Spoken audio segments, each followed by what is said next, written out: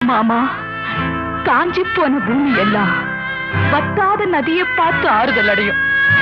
அந்த நதியே காஞ்சி போயிட்டா துன்பப்படுறவங்க எல்லாம் அவங்க கவலைய தெய்வத்துக்கிட்ட முறையிடுவாங்க. ஆனா தெய்வமே கலங்கி நின்னா அந்த தெய்வத்துக்கு யாரால ஆறுதல் சொல்ல முடியும்? தானாடவில்லை அம்மா, சதையாடுது. அது தந்தை என்றும் பிள்ளை என்றும் விளையாடுது.